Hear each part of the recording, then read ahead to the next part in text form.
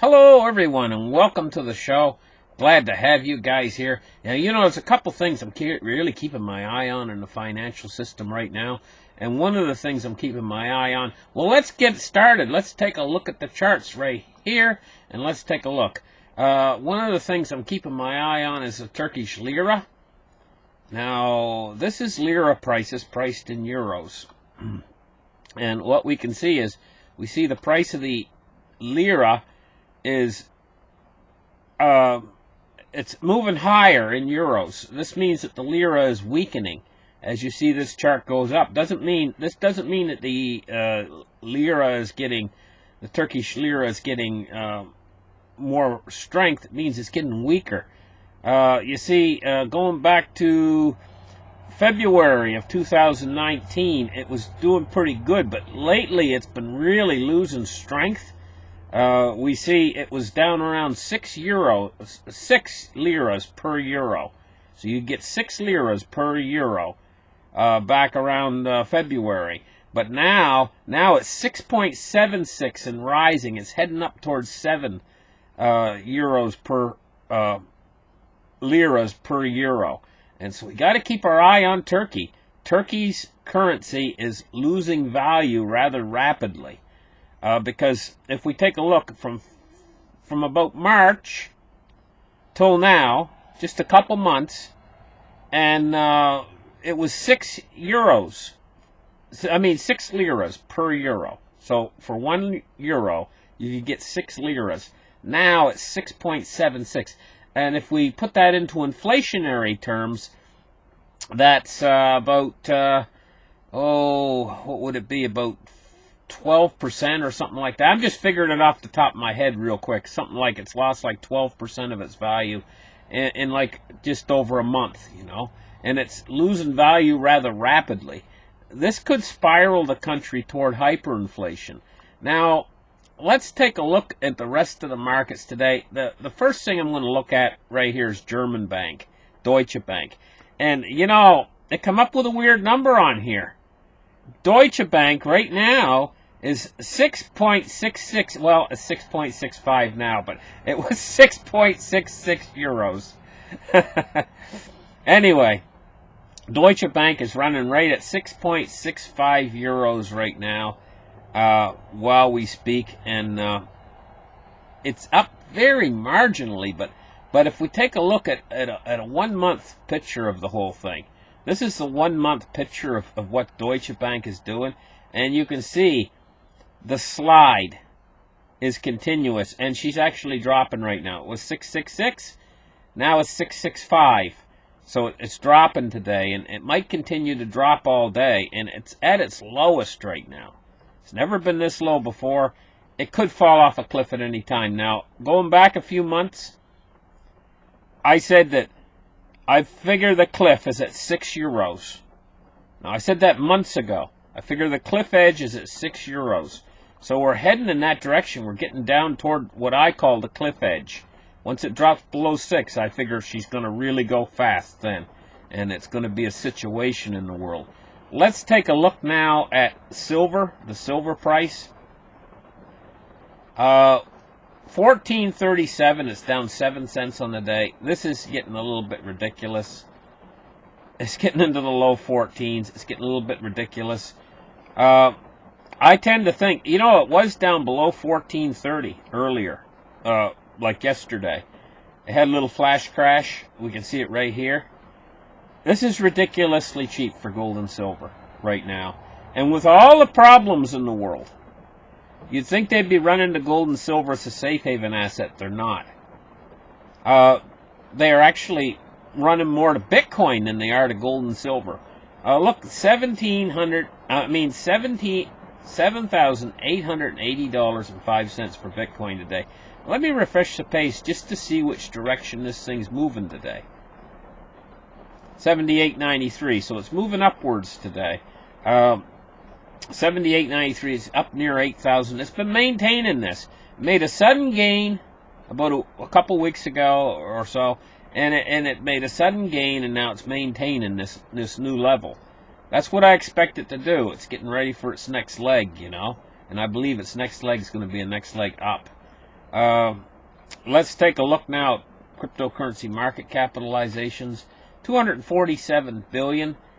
Actually, 247.5 billion. Let me refresh the page and see which direction she's moving.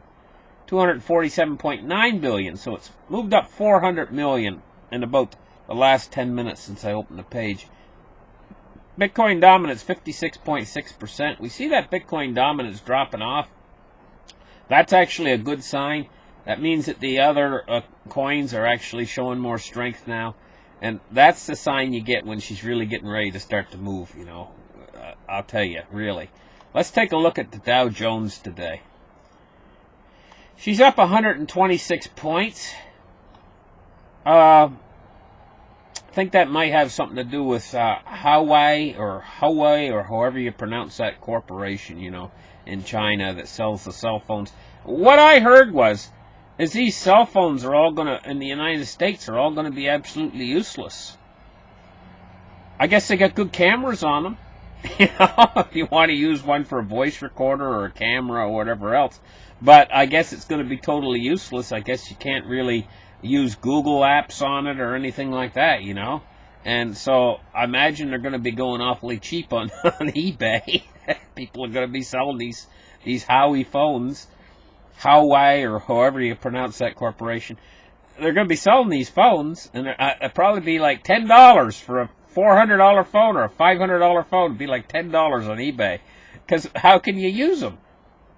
They're going to be, you know, you'll be able to buy used ones awful cheap because people are going to have to pull their SIM card out of the phone and put it in a new American-made phone or a new, you know, and they're going to lay their phone on the coffee table and we got to sell it. It's no use to us.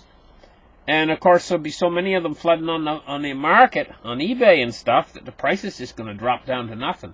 So, you know, if you got a Huawei phone, you might be smart right now if you pull your SIM card out of the thing and get to be one of the first sales. You might at least get a little bit more money out of the darn thing, you know, because if you wait a month or two, the market will be flooded with them on eBay, and they won't be bringing any money. Unless you want to keep the thing just to use it for a camera or use it for...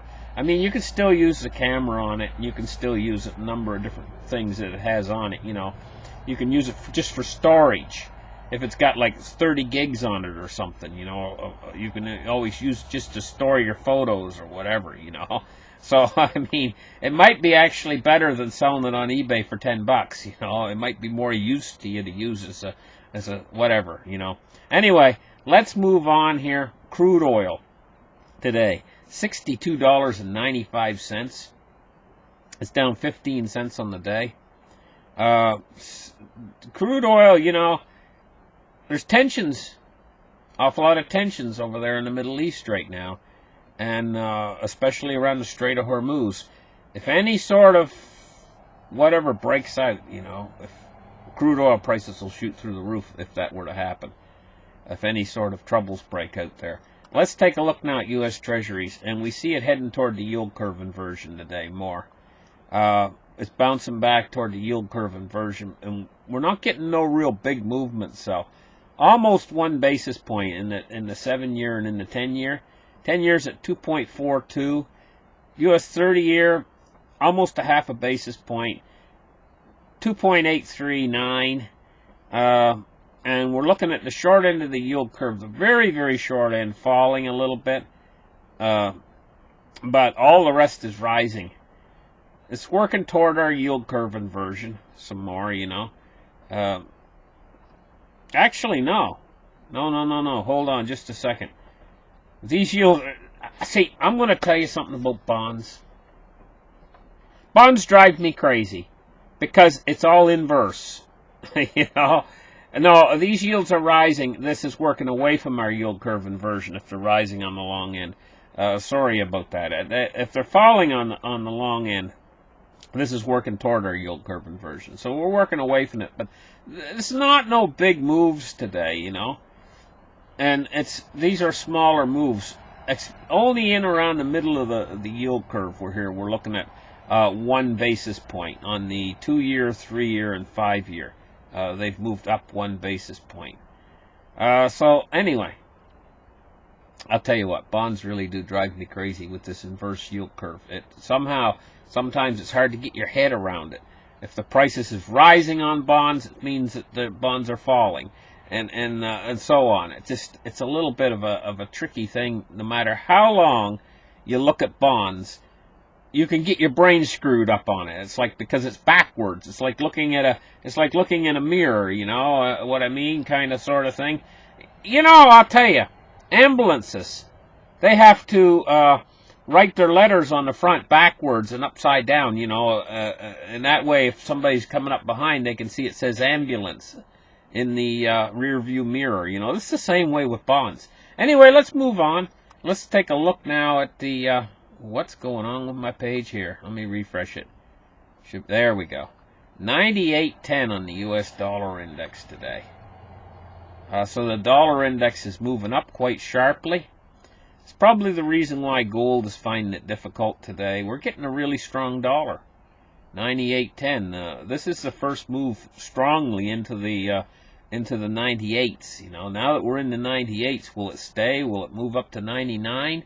Well, we'll have to wait and see. Listen, thank you guys for listening to this market report, and we'll catch you again very, very soon. Bye-bye, guys.